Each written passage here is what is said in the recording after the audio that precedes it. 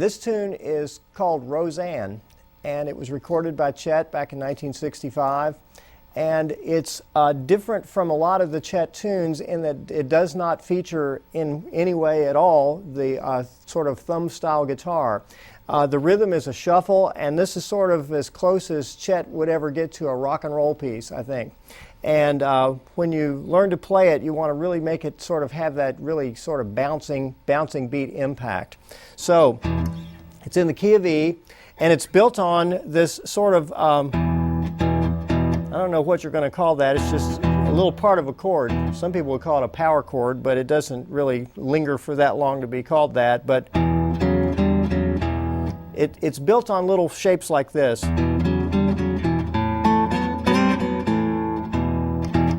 And the rhythm that we do, it's like a shuffle rhythm. And if you watch the right hand a little bit, all I'm doing is with my thumb and my first two fingers, I'm going.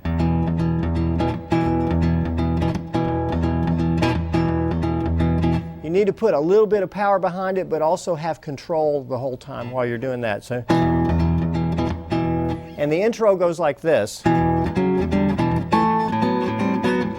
We'll play it better. And then this is B, D, E, and you're not going to play the whole B chord, you're only going to play a little part of it. So as we bar it with this finger and this finger, you get that note in there on the top E, but you just don't play it.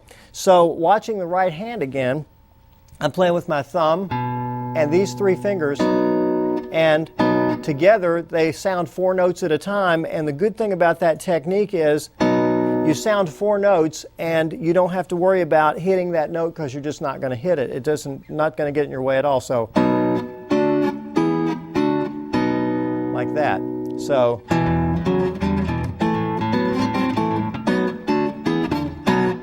now we start the melody of the tune, and it goes, and it slides like that. So, and then the melody goes, and really it's not much of a melody, it's just kind of a little groove thing, and that's what it is. So now there are different ways to play this. I've tried several different ways,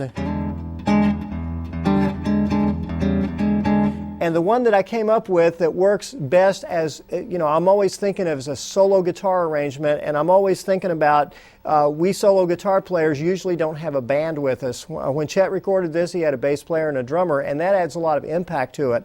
So the way that we want to add impact is to be able to get the most sort of forcefulness out of the guitar as we can. And the way that I found to do it in this tune was this fingering right here. Watch the right hand for a minute and you'll see I'm going to play with my thumb the low E string and the A string, and then when I play the A string I'm going to bring in my 2 fingers and play like that. So, and then the E7.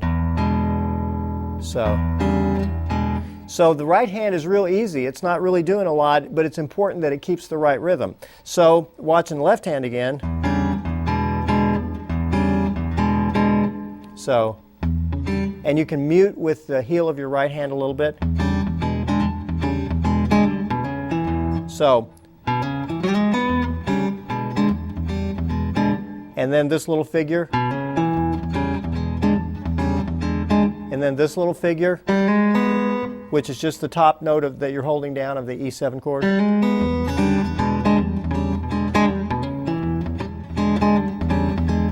Now we're going to go to the key of A and do kind of the same thing, but it's different.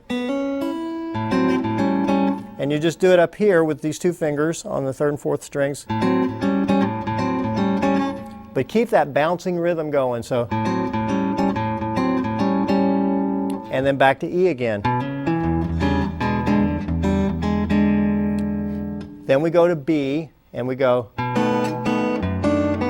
And notice this second finger goes down from the A string down to the E string. And you can kind of push on this a little bit and bend it a little bit. A little bit. Don't bend it that far, bend it a little bit. Okay, and then that's just kind of like a same kind of a figure that we played in the introduction, but you can just bar it with this finger.